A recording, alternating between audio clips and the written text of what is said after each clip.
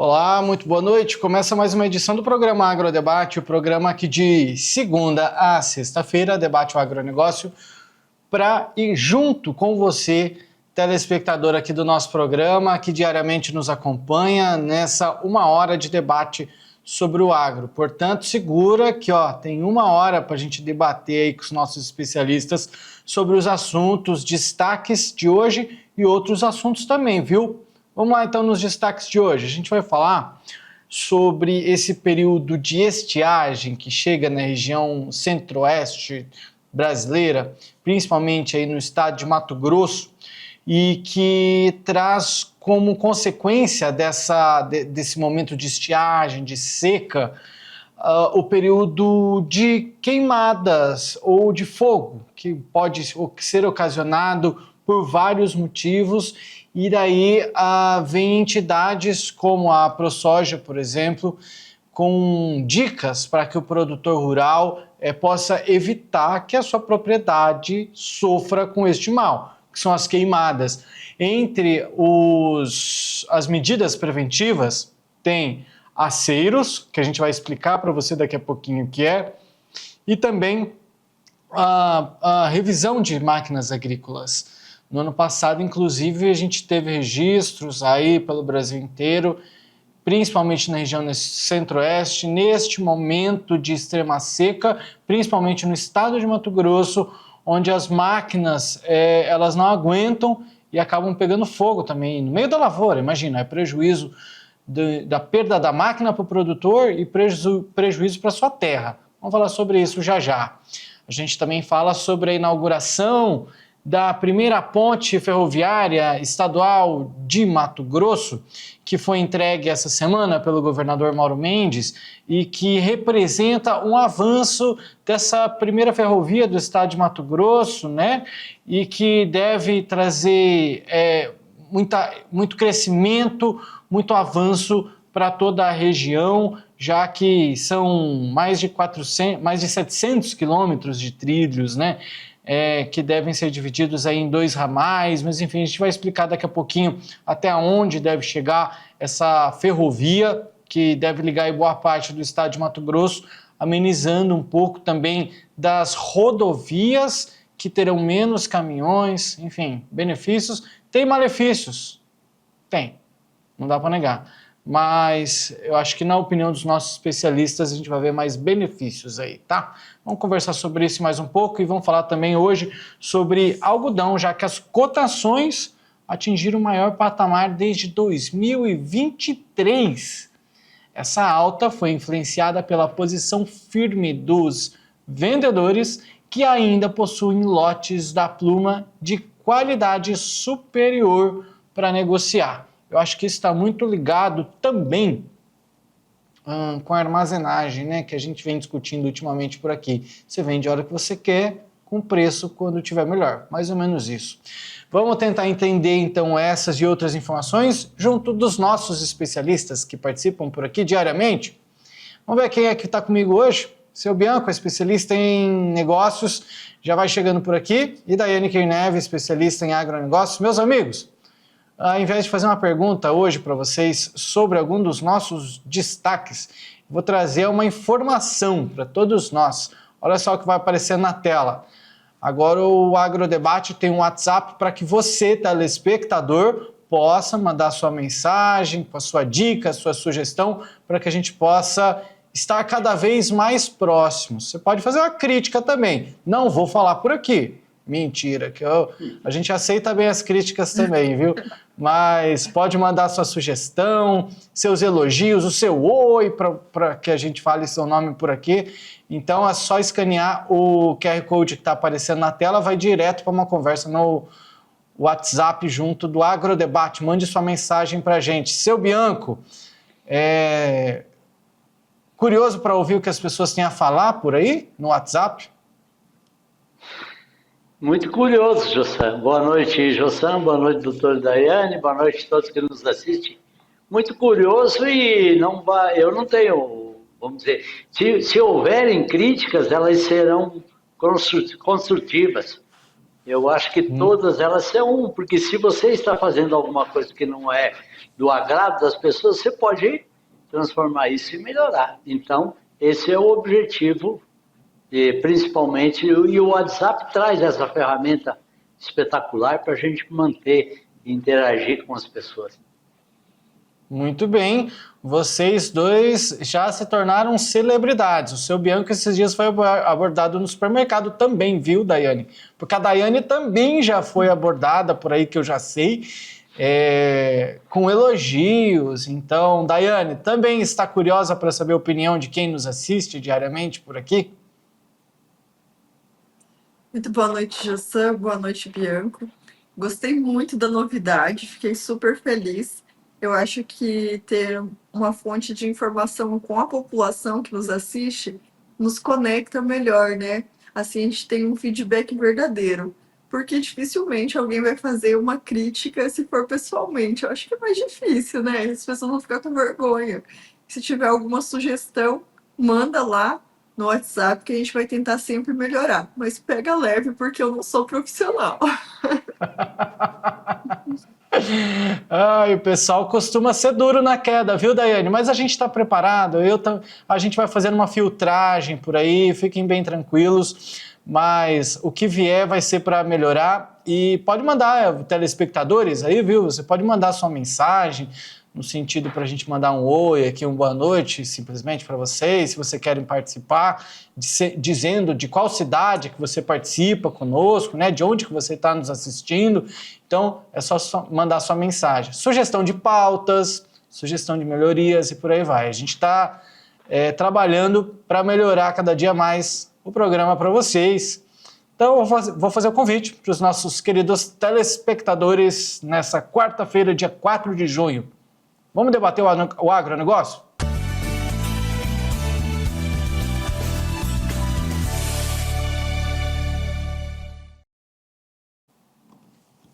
Amigos e amigas, o nosso primeiro assunto de hoje não está nos destaques, mas é um assunto que na semana passada dominou o programa por aqui, que foi a gripe aviária, né?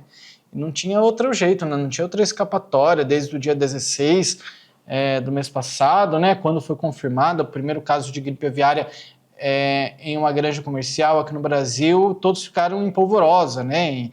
E aí, como é que o mercado reagiu? A gente foi descobrindo no dia a dia. Não sentimos um impacto grande, mas o medo estava ali atrelado e continua, na verdade, porque a gente não tem mais casos suspeitos de gripe aviária em granjas comerciais pelo Brasil. Vale lembrar que a gente tem casos confirmados aí no Zoológico de Brasília. Tem outros casos também que já foram confirmados e em outras épocas também, o que não faz com que a gente pense que estamos livres. A gente só fica mais tranquilo sabendo que não vamos ter que dizimar dezenas, milhares ou milhões de aves por conta e ter uma perda econômica grande por conta dessa doença. Mas, Daiane, por saber que a doença está aí em aves, em zoológico, isso deixa a gente alerta, porque sabe que a doença está rondando. Então, o cuidado nunca vai ser pouco, né? Justa, realmente é necessário sempre ter um cuidado, né? Porque animais silvestres, eles têm essa doença às vezes e eles são livres, né? Não tem como impedir, fazer uma barreira para que eles não circulem livremente. Quando é um zoológico é algo mais fácil de se perceber, né? Porque tem pessoas ali que ficam verificando, mas quando é animal silvestre realmente é mais difícil.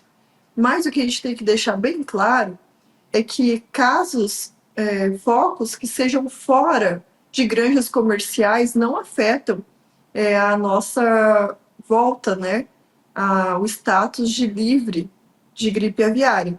Inclusive, não temos mais nenhum caso nem de suspeita em nenhuma granja comercial, não existe nenhuma suspeita.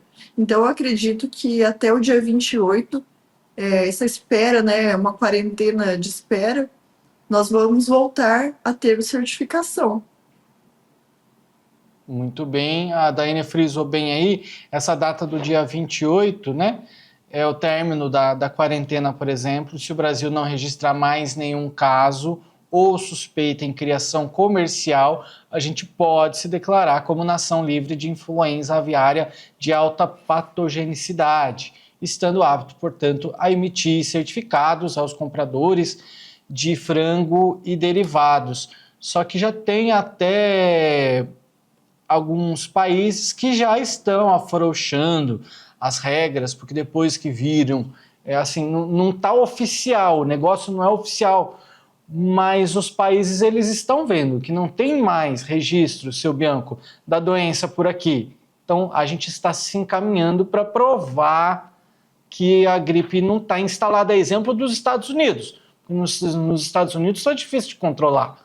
Agora, aqui, por mais que a gente não tenha o martelo batido, os países estão enxergando que a doença não está num nível despreparado. E só corrigindo o que eu falei antes, eu mandei para a Daiane assim, eu falei, o cuidado nunca vai ser pouco, mas o cuidado nunca vai ser muito, né? Então, corrigindo aí o que eu falei. Vai lá, seu Bianco. Então, Jossa, os países importadores desses produtos brasileiros, eles sabem que o Brasil é um país continental. Então, do Rio Grande do Sul ao Mato Grosso são 3.000 quilômetros. Então, existem leis que, vamos dizer, separam por estados. Existem países que aceitam as importações por estado. Ah, bom, deu problema lá no Rio Grande do Sul, só o estado do Rio Grande do Sul que não vai exportar para determinados países aí, que são aí hoje mais ou menos em torno de 21 países que hoje nós não temos essas exportações. Mas aí segue, vamos dizer, dentro de 28 dias, ou até dia 28, nós estaremos livres, se Deus ajudar. Os trabalhos do nosso governo já estão se preparando para que a gente possa, logo após essa data, já começar a exportação, já está tendo conversações com esses países, como você falou, afrouxando um pouco essas regras. Então, deixando tudo pronto, por quê? Porque o Brasil vai ter um estoque um pouco maior desses produtos e precisaria, então, teoricamente vender em virtude de onde você está estocando isso. Tanto é que nós mesmos já falamos que o governo brasileiro está até aceitando que os estoques possam ficar em containers agora. Então, eu acredito que logo essa gripe termine essa quarentena e a gente já possa exportar e voltar tudo à normalidade. Tem uma notícia, inclusive, que está na agência Reuters, que, como eu já disse várias vezes por aqui, né, só para ressaltar, a maior agência de notícias do mundo, né? Tem até uma fala do nosso ministro Carlos Favro, que ele diz que o seguinte, abre aspas, nós já iniciamos negociação de diminuir a restrição total do Brasil com vários países. Ele declarou isso citando que essa espera de 28 dias para o Brasil se autodeclarar livre da doença é uma questão protocolar. É o que eu estava dizendo antes, né? Ele disse que, ao todo, 21 países embargaram a carne de frango do Brasil, incluindo a China, que é o maior importador, né? Foi o maior importador em 2024, e outros 14 suspenderam o produto apenas no Rio Grande do Sul e 4 no município de Montenegro, onde foi registrado, né, a doença. Por exemplo, China, União Europeia e México já estão em negociação para redução do raio do foco de restrições, o que isso é muito bom. E se em 28 dias, desde o registro da notícia do caso lá em Montenegro, o Brasil não tiver foco em aves comerciais, o país pode se autodeclarar livre da gripe aviária. Estamos no meio do ciclo.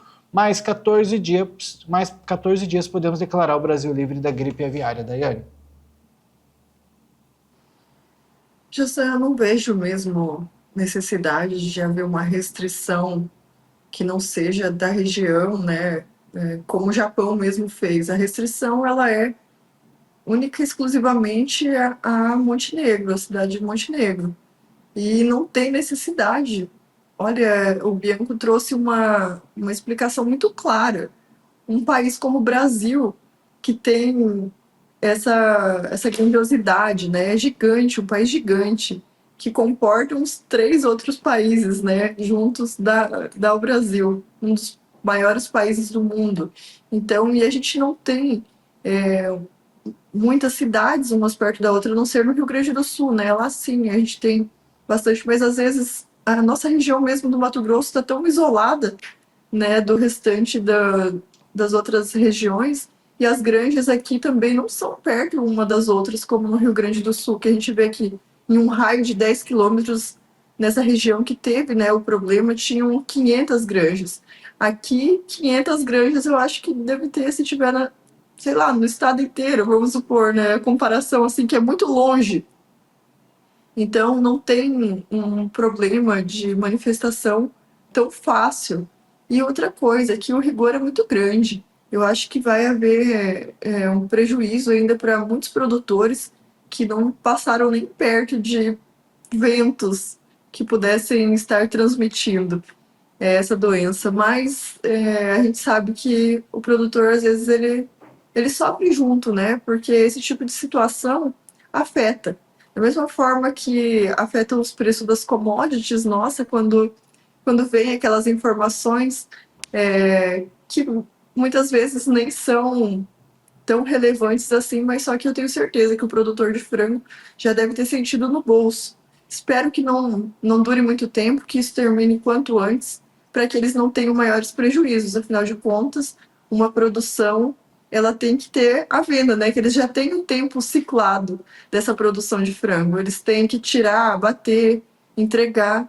E quem vende para eles, eu acredito que o seu Bianco seja melhor para falar, quem entrega os frangos é um rigor gigante. Tanto é que uma vez eu assisti uma palestra de uma granjeira e ela falou de todo o cuidado. O frango, para você ingressar numa granja de frango, você tem que tomar banho, você tem que colocar equipamento, você tem que fazer ficar mais limpo impossível, né? É justamente isso. Até os calçados, tem calçado próprio, não pode entrar com qualquer coisa. Imagine se eles têm todo esse cuidado, e mesmo assim o frango eles têm um rigor dos pés, desde a pata mesmo dele, desde o pezinho lá do frango até a cabeça. Então ele não pode ter nada de anormalidade. Então é um rigor muito grande, controle sanitário.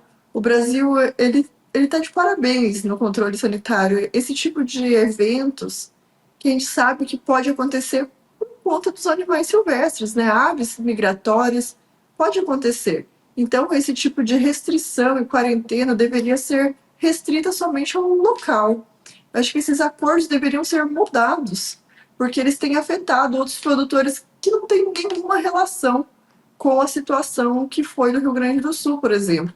Então, a minha opinião é que esses acordos sejam revistos, porque eles podem prejudicar toda uma cadeia que não tem o menor risco. Seu Bianco. Eu só queria acrescentar, né, que a gente falou das distâncias do Brasil. Então, veja bem, o foco da gripe aviária foi perto de Porto Alegre, no Rio Grande do Sul. Dali até o Mato Grosso são 3.000 quilômetros de distâncias ou mais. Enquanto que dali até a divisa com o Uruguai ou com a Argentina, são até menos do que 300 quilômetros. Porém, o Uruguai e a Argentina, eles podem exportar. E, não, vamos dizer, o Mato Grosso não poderia. Então, isso tem que ser revisto, como você falou, no Japão, quando a gente foi fazer a abertura de mercado no Japão, a gente já comentou sobre isso, sobre a estadualização de cada um desses frigoríficos. Então, isso já é uma maneira para a gente se proteger da gripe aviária. Quanto também a sanidade dentro dos aviários, eu acho que até o Jossam mesmo pode contar, porque ele já participou desses processos, de ir numa granja, de ver todo o processo de tomar banho. A Daiane falou de calçado, né? Mas vai muito além disso, né? Roupa, a roupa toda. Na hora de entrar num aviário, você passa pela... Como é que chama aquele lugar, seu Bianca? Onde fica o escritório, assim, né? É um local próprio de banho, né? Um específico de banho. em que os visitantes ou o próprio granjeiro, quando ele vai lá dentro, ele precisa deixar a roupa de normal dele, ele passa ali, ele toma um banho, tomando esse banho, ele troca a roupa, pega a roupa especial do aviário. Vou só acrescentar, seu Bianco, não é um banho simples não, viu? Tem algumas instruções na parede, tem escova, tem desinfetante, e aí com instruções para você lavar debaixo das unhas, lavar isso, lavar aquilo. Então é um processo bem rigoroso, não é um banho simples. Eu acho que, se duvidar, é o melhor banho do ano quando você vai por lá, porque em casa... É um banho prêmio. É um banho prêmio, porque em casa eu não tomo um banho daquele. Mas... Isso é interessante, isso que você falou, que a gente não faz isso nem para entrar nos hospitais, né? E olha o cuidado que é com a alimentação. Exatamente, muito bem falado, Daiane, muito bem mesmo. José, Então é um processo muito rigoroso, seu Bianco, vai lá. Só para acrescentar, depois desse banho, Daiane, ali, você coloca uma bota especial, que são botas que ficam restritas ao aviário ali, e além dessa bota, quando você for, vamos dizer, você vai caminhar e vai chegar lá no aviário. Lá no aviário, você coloca por cima dessa bota uma botinha de plástico. E é uma botinha de plástico. Para você entrar dentro do próprio aviário, só aquela botinha de plástico vai ficar no seu pé. Então, uma botinha de plástico, depois quando você saiu, você tira aquela botinha, põe no lixeiro e volta com a bota normal do aviário, do condomínio ali, e chegando lá nos banheiros, você devolve a bota e pega a sua roupa lá. É um processo para você entrar lá dentro, você tem que passar por tudo isso. E é um processo que é demorado, inclusive, para você entrar lá, fazer toda a limpeza, usar o uniforme fornecido pela granja, que tem que estar lavado, desinfetado. Enfim, é um processo bem rigoroso mesmo. Mas falando de números, minha gente, a Daiane também falou, né, de prejuízos ao produtor. Desde que o caso da gripe aviária foi registrado no Brasil, os preços da carne de frango eles recuaram cerca de 7% em meio a embargos internacionais. Pelo menos é o que disse o ministro à agência Reuters. Entretanto, ele destacou que 70% da produção de carne de frango no Brasil é consumida aqui no país. Então, portanto, não haveriam grandes preocupações relacionadas à queda dos preços pagos aos produtores. Ainda assim, o Favaro disse que o Ministério está encaminhando à Casa Civil uma proposta de medida provisória que viabiliza recursos extras de 135 milhões de reais para tratar de emergências sanitárias em um contexto de um contingenciamento de recursos pelo governo federal. Meus amigos, Daiane, nos encaminhando para finalizar esse assunto. José, lembra que nós trouxemos aqui um dado que foi fornecido, inclusive, pelo próprio Ministério, né? Que os valores dos prejuízos, eles chegavam próximo aos 2 bilhões de reais. Então, são valores bem significativos. Quando a gente vê 7%, a gente não tem uma noção do tamanho dos prejuízos que foram enfrentados por esses granjeiros, né? Então, é muito necessário que sejam revistos esse tipo de protocolo, esse tipo de manejo, porque o Bianco trouxe a melhor ilustração. Então, vamos ter que embargar a Argentina também, porque é muito mais próximo, né? Seria muito, assim, mais logicamente, só porque aconteceu isso no nosso país, e o nosso país tem todo esse contingenciamento, né? Tão longe, tem todos esses cuidados. Eu acredito que o fato isolado do Rio Grande do Sul, dessa granja comercial, só aconteceu mesmo por causa dos animais silvestres, porque com relação a aves migratórias a gente não tem controle, né? Mas quando é com relação à sanidade das granjas, isso a gente pode ter certeza que o Brasil é campeão em sanidade animal. A não ser que as aves estejam fazendo aulas de geografia, não tem uma possibilidade delas olharem no mapa e falarem aqui é Brasil, ali é acolá. Enfim, vou escolher pousar em terras brasileiras, vou nos Los Hermanos. não existe uma razão lógica para que o país, nessa linha de pensamento, né, algo lá no Nordeste seja embargado por conta de algo no Rio Grande do Sul, seu Bianco. Mas vamos em frente, acredito eu que tudo vai ser superado e de todos esses prejuízos, esses problemas, vamos tirar algumas vantagens, que é essa estadualização dos problemas, vamos nos precaver cada vez mais e o mais importante é que nós tenhamos essa educação e esse comportamento de que todos nós possamos ajudar a que essa gripe aviária não entre em áreas comerciais do Brasil. Muito bem falado, o papo tá bom, mas vamos mudar de assunto. Vamos falar agora de período de seca aqui no estado de Mato Grosso. É um período agora. Mato Grosso, o seu Bianco já falou várias vezes por aqui, né? Tem duas estações bem definidas. É a seca e a estação chuvosa. A gente está entrando, Mato Grosso está entrando inclusive demorou um pouquinho, hein, esse ano, para esse momento de seca, de estiagem. E a hora que é muito mato aí nas beiras de rodovias, enfim, as florestas começam a se secar um pouquinho. Então é um momento de riscos em relação a queimadas, já pensou, se a propriedade começa a pegar fogo, é prejuízo, hein, Daiane? Bem rapidinho. Prejuízo grandíssimo, José.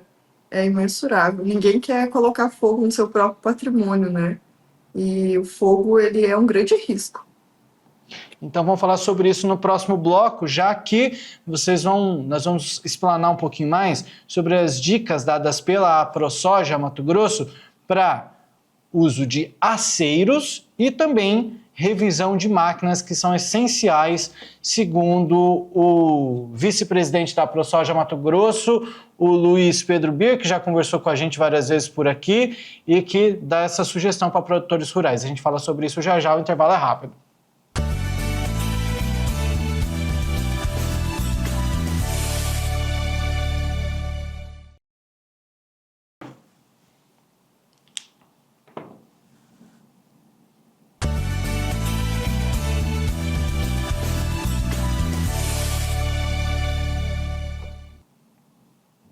Agrodebate está de volta, meus amigos e amigas. Eu gostaria de fazer o lembrete mais uma vez para vocês. O nosso WhatsApp está aí na tela, é só você escanear esse QR Code. Você pega teu celular, abre a câmera e aponta para esse QR Code ali, vai direto para uma conversa no Instagram, no WhatsApp do Agrodebate, tá? E aí você deixa sua mensagem, seu bom dia, boa tarde, boa noite, não sei que horas que você está nos assistindo também, através dos streaming aí, né? Ou também a sua opinião, quer mandar também a cidade de onde você está falando, de onde você está falando. É bom para a gente entender um pouco mais do nosso público, onde o nosso público está. Mande sua mensagem, pode mandar diariamente por aqui, que o seu nome pode ser falado por aqui. Já pensou? A gente vai interagir o quanto for possível, a gente quer interagir junto com vocês. Meus amigos, vamos lá, continuando com as nossas informações. Obrigado a você que continua conosco. Agora a gente fala de combate a incêndios nas propriedades rurais, já que a ProSoja Mato Grosso divulgou, né, através do vice-presidente da ProSoja, Luiz Pedro Bir, que já teve presença carimbada por aqui diversas vezes, né, dicas para evitar durante esse período de estiagem na região centro-oeste, principalmente no estado de Mato Grosso, que sofre muito com esse período, além dos problemas pessoais de saúde que pode gerar a população. O produtor rural ele corre riscos aí da sua propriedade, principalmente durante esse período. Ontem a gente estava falando sobre a colheita do milho, né? Milho sendo colhido nesse momento, o pico da colheita deve ser ali no mês de julho. E olha que dados importantes aqui, o período proibitivo de queimadas no ano de 2025 ficou assim, ó, no Pantanal está entre os dias 1º de junho, portanto já começou, e vai até o último dia do ano, 31 de dezembro. E na Amazônia e Cerrado, entre os dias 1º de julho, vai começar ainda, e vai até 30 de novembro. Mas nenhum produtor quer a sua propriedade pegando fogo. E em caso de acontecer, existem algumas dicas para tentar evitar que o prejuízo seja cada vez maior. Vamos lá, entre essas dicas, tá a revisão de máquinas, porque nesse período de colheita do milho, com a palhada do milho seca ali ó, na propriedade, e o maquinário lá para fazer, né, o trabalho de colheita, pode acontecer de uma máquina talvez superaquecer ou acontecer algum problema ali dentro dela, gerar uma faísca, e já pensou começar uma queimada no meio da sua plantação de milho pronta para colher? Acho que ninguém quer isso, né? E caso tenha uma queimada, existe uma outra dica para isso, que são os aceiros. Então são essas duas dicas, revisão de máquinas e criação de aceiros. A gente vai tentar entender um pouco melhor tudo isso com os nossos especialistas. Chegam aqui de volta o seu Bianco, especialista em negócios, e a Daiane Kirnev, especialista em agronegócio. Daiane, você, eu acho que vai poder dizer com um pouco mais de propriedade, já que está aí na lida do produtor rural aí também, né, diariamente, junto com a família. Eu estou certo na minha dedução dos maquinários, porque o produtor, ele imagina só, quem é que quer ter o maquinário pegando fogo? E outra coisa que entra também na discussão, Daiane, são os gastos que o produtor quer cada vez mais reduzir. E muitas vezes os produtores não têm nem um seguro para um maquinário, e passar por esse momento é um momento muito difícil para um produtor rural, Daiane. Justa, realmente. A colheita do período do milho é um desafio para o produtor. Ele tem que estar sempre atento. Por que ele tem que estar atento? Porque é um período muito seco e às vezes até um reflexo de um espelho pode colocar fogo na lavoura dele. Por quê? Período muito seco, a palhada muito seca, e a palhada do milho, nossa, é combustível para fogo, né? Então ela pega fogo muito fácil. A vegetação ali, ela tá bem seca, parecendo quase um papel esturricado, né? Então a gente vê que aquilo lá é combustível e pega fogo muito fácil. E também a gente tem que lembrar que essa época é uma época de muito vento. Então, quando a gente fala em prevenção, ela é necessária porque é muito melhor quando não pega fogo, né? Mas se pegar, que ele seja controlado o quanto antes, porque depois que se espalha com o fogo, é muito mais difícil controlar. E o fogo, ele tem inúmeros problemas quando pega fogo numa lavoura, né? Se já colheu, ele gera um prejuízo para o solo, um empobrecimento do solo quando pega fogo. Então, para você conseguir retornar aquele solo ao status anterior, às vezes levam 4 anos para ele voltar a ser produtivo da forma que ele era. Aí tem outro problema. Se chegar a pegar fogo na plantação, imagine só o investimento que é para você plantar o milho, e daí aí pega fogo no seu milho, você não consegue colher. Então, um prejuízo enorme também. E a gente sabe que aqui no estado de Mato Grosso, a questão de seguro de lavoura praticamente não existe, né? Em alguns casos somente que conseguem, mas os custos do seguro é muito alto. Aí agora a gente vai para outro detalhe. Uma máquina que pega fogo. Também um prejuízo gigante se não tiver seguro. E a gente sabe que hoje em dia o produtor tem fechado ali o cinto, apertado o máximo que ele pode, para que ele não tenha mais gastos, porque a rentabilidade dele já é muito baixa. E se ele for pagar seguro de tudo, e muitas vezes alguns produtores correm o risco. Também tem um outro detalhe. Nem todas as máquinas, equipamentos de colheitas estão passíveis a seguros. Se é um equipamento mais antigo, não tem seguro que faça cobertura. Tem esses detalhes também. Apesar de elas valerem muito, o equipamento muitas vezes não conta com cobertura. As seguradoras não fornecem esse serviço de seguro. A gente já viu algumas pessoas relatarem também. Nós também temos uma colhedeira que estamos com dificuldade de fechar o seguro esse ano, porque ela já é de 2011 Então, as seguradoras muitas vezes não querem fazer o seguro. E a gente fala da prevenção também, que ela é muito importante, a revisão dessas máquinas. Você trouxe uma informação muito importante, porque o superaquecimento de uma máquina, se ela solta fagulhas ali, faísca, né? Então, tudo isso é passível de fogo. E muito fácil, né? Até a outra situação que eu vejo que ocorre também, que causa incêndios, alguns equipamentos como quadriciclo, porque ele tem um escape muito próximo ao chão ali, só por passar perto ali da região já é muito propício de pegar fogo. Eu conheço regiões ali que os técnicos que iam até as lavouras monitorar a lavoura de quadriciclo já não estão indo mais, porque pegava fogo muito fácil ali onde ele passava. Então eles têm que tomar esse tipo de cuidado. Revisão em dia das máquinas para que não aconteça superaquecimento. E também a questão dos aceros que a gente falou, que você mencionou antes. O que é um acero?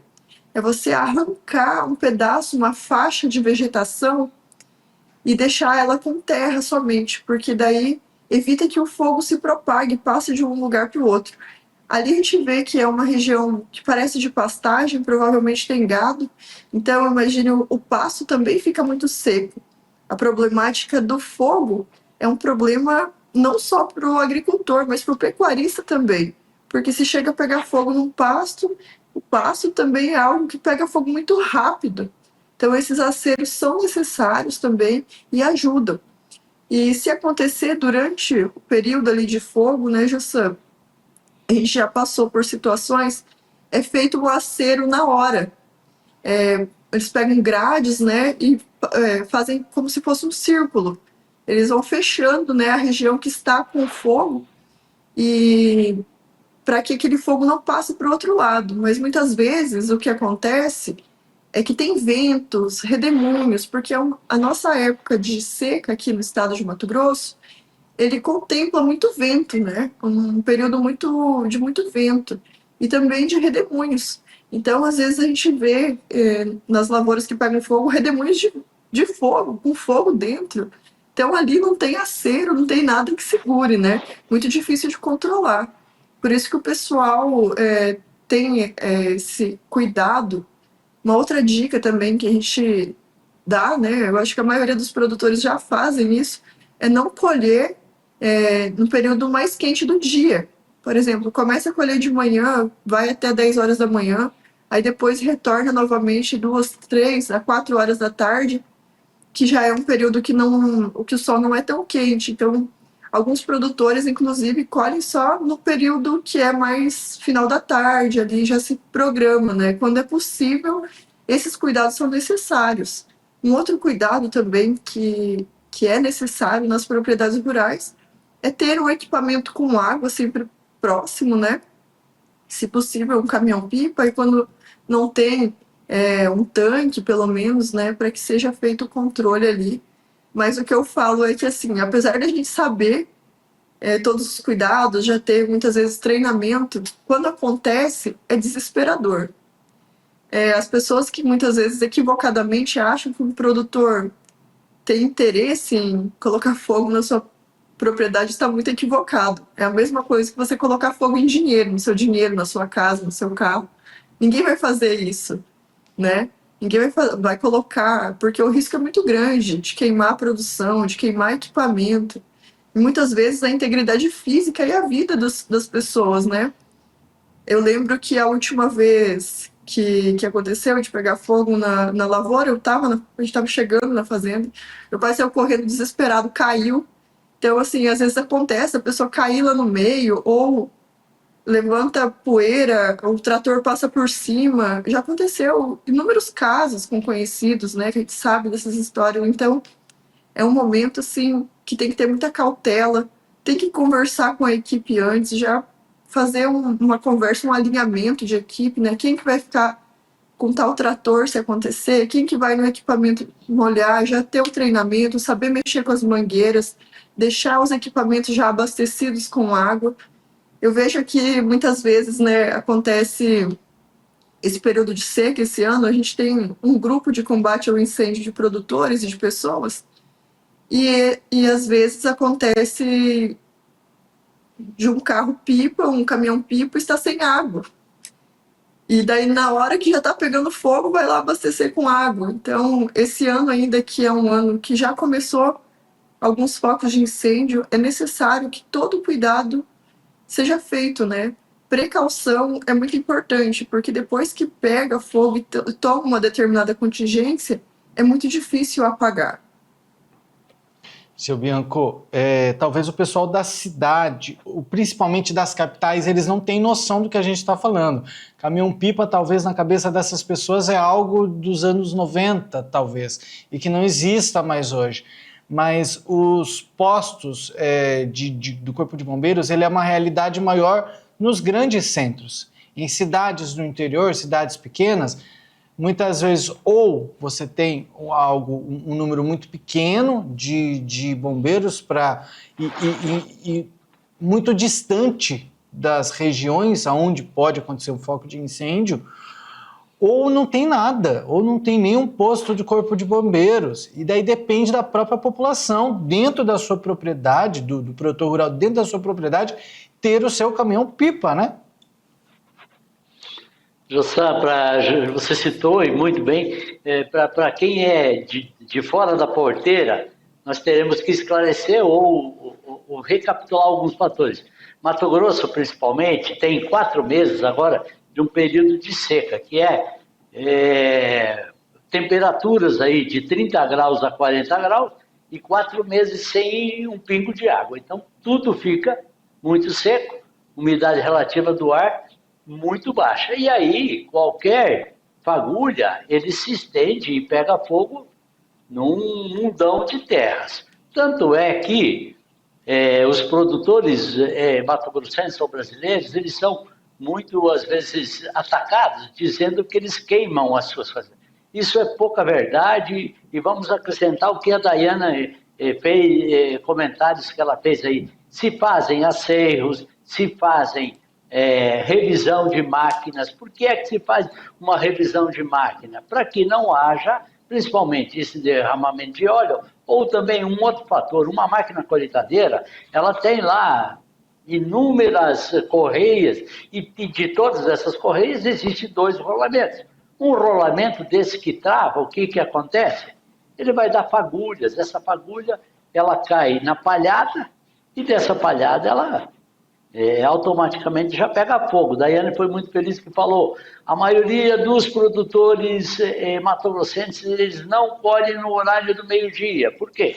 Porque é muito perigoso, com temperaturas super altas nesse momento, fica muito mais fácil de pegar fogo. Porém, se pegar fogo em algum lugar disso daí, o produtor tem ao redor dele ali o tanquinho de água, ele tem pulverizador, já tem um operador naquele tratorzinho ali, especialmente para apagar aquele foguinho, porque se for no início, apaga-se fácil, e se não apagar, que infelizmente pegue mais fogo, o que é que se faz? Os tratores tem tratores ali perto também, com grade, ficam tentando cercar isso, porém, tratores hoje muito tecnificados, eles começam a fazer isso. Com o aquecimento do próprio trator, da temperatura e do fogo, muitos tratores desses, o motor entende que ele aqueceu, então ele tem que parar para não fundir. E se ele parar, ele para quase. Aí o fogo vem e consome ele por inteiro. Então, a gente já viu na nossa região muitas pessoas que perderam máquina e foi perdido trator. Então, infelizmente, o produtor, além de tudo isso, o produtor é taxado que ele está querendo queimar o que é dele. Tanto isso não é verdade que tem-se grupos de WhatsApp, e principalmente esses grupos de WhatsApp, todos os produtores e o município, e participam desse também, prefeituras, e todos, quando tem um incêndio, qualquer fumaça que tem, já se manda a localização, e dá uns alertas vermelhos. Isso é proibido nesses grupos, Jossá, nesse grupo especial de fogo, é proibido conversas, qualquer fofoquinha lá conversa. Só se fala ali dentro de fogo. Por quê? Porque quando você vê uma mensagem nesse WhatsApp, todo mundo corre para saber, para se prestar ajuda e para se ver aonde é que é esse fogo. Então, todos correm,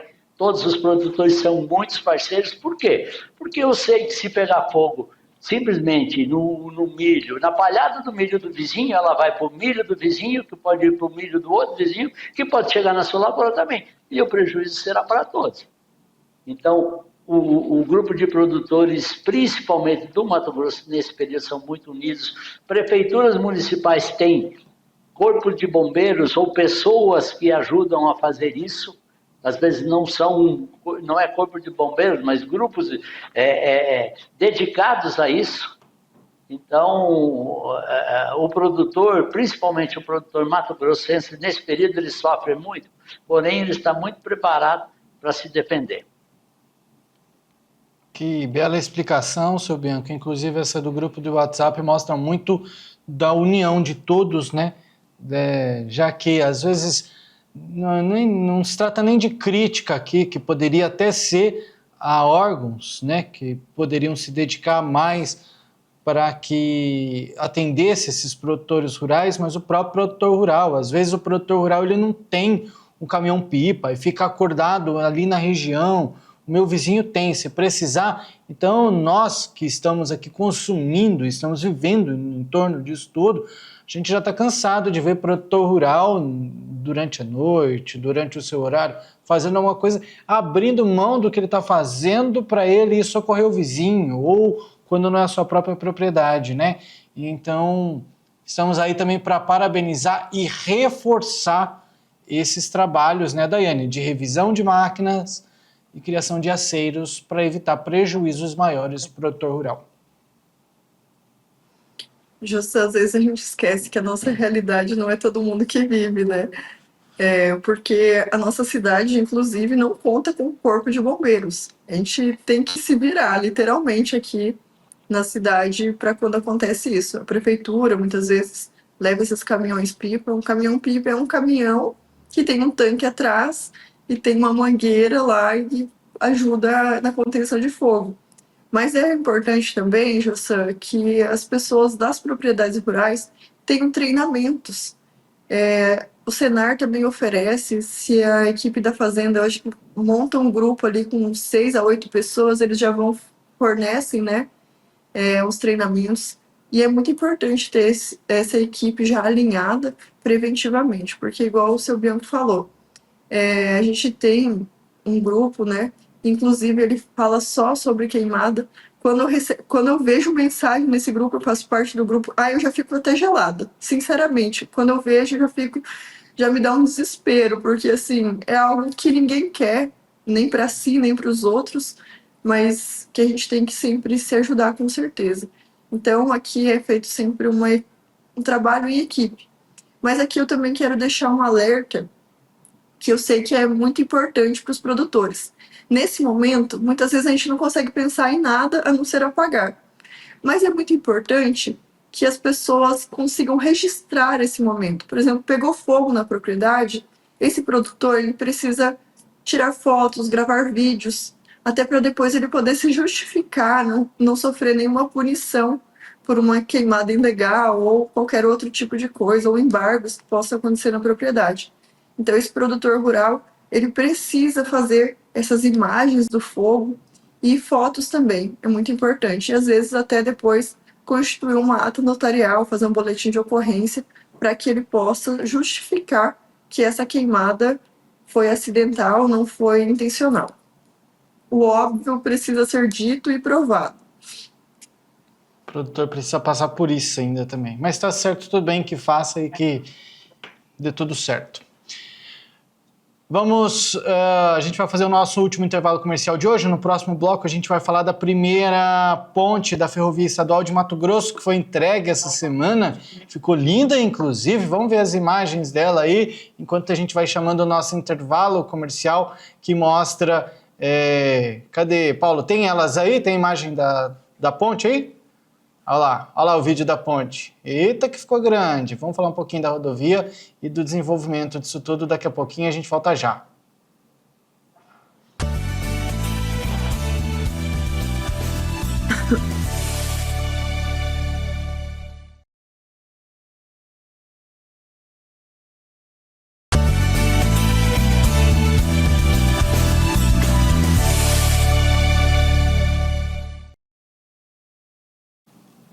O agrodebate dessa quarta-feira está de volta e o assunto da vez é a primeira ponte da Ferrovia Estadual de Mato Grosso que foi entregue. Isso já representa um desenvolvimento para essa ferrovia que possui aí 743 quilômetros de trilhos e se divide em 2 ramais. A primeira etapa deve entrar em funcionamento no ano que vem, né, 2026, portanto, e essa primeira ponte, né, portanto, ela foi entregue na segunda-feira.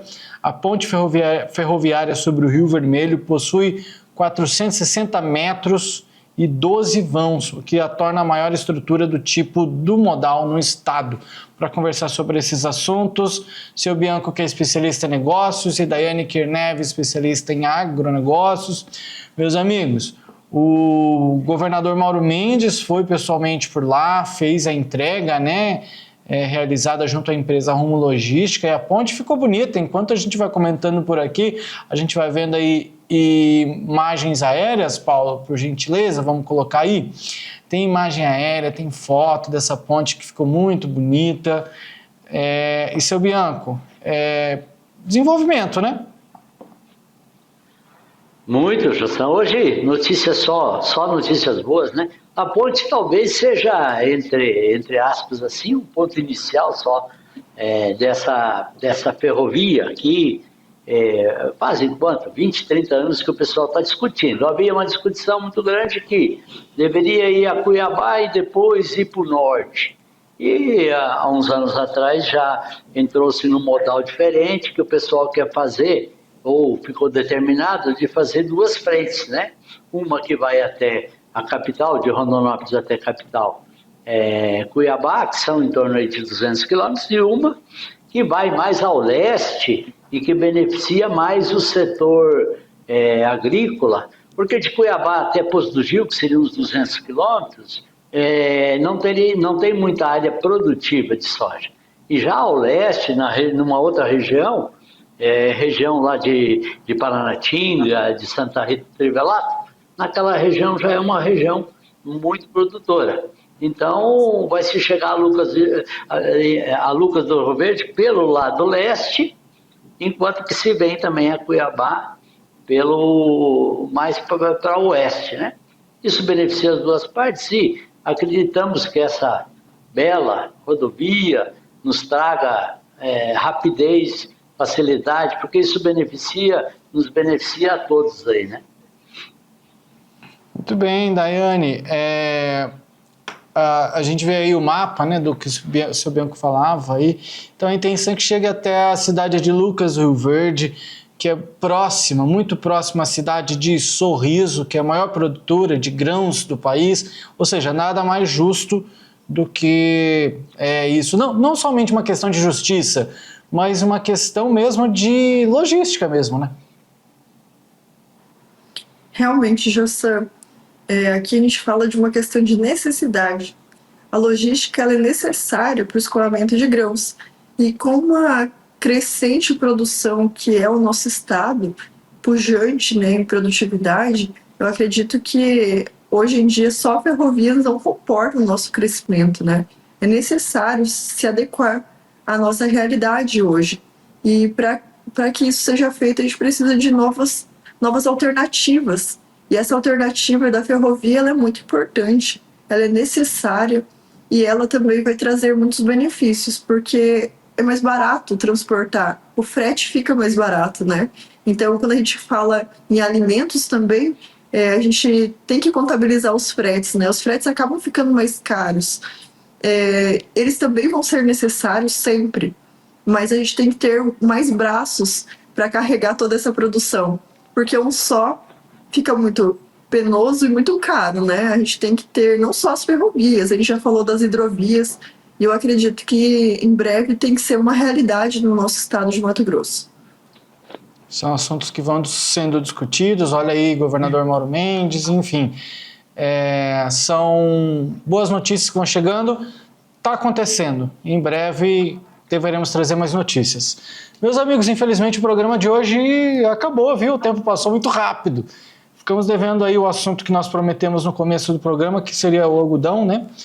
A gente vai trazer amanhã, então, no programa de amanhã, a gente volta a falar sobre as cotações que atingem o maior patamar desde 2023. Seu Bianco, obrigado por hoje. Doutora Daiane, obrigado. Boa noite. Jossam, meu filho, muito obrigado. Todos que nos assistiram, boa noite, obrigado e até amanhã. Daiane, obrigado mais uma vez. Obrigada, Jossam. Obrigada, Bianca. Obrigada a você, telespectador, que nos assistiu.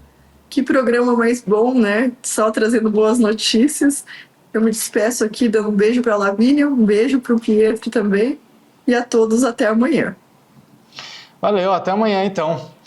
A você, nosso telespectador, obrigado pela sua companhia. E não se esqueça, olha aqui, ó, aponta a câmera aí, ó, do seu celular, abre a câmera aí, ó, aponta aí, manda uma mensagem pra gente. Amanhã nós vamos ler sua mensagem por aqui, viu? Obrigado pela sua companhia, até amanhã, tchau, boa noite.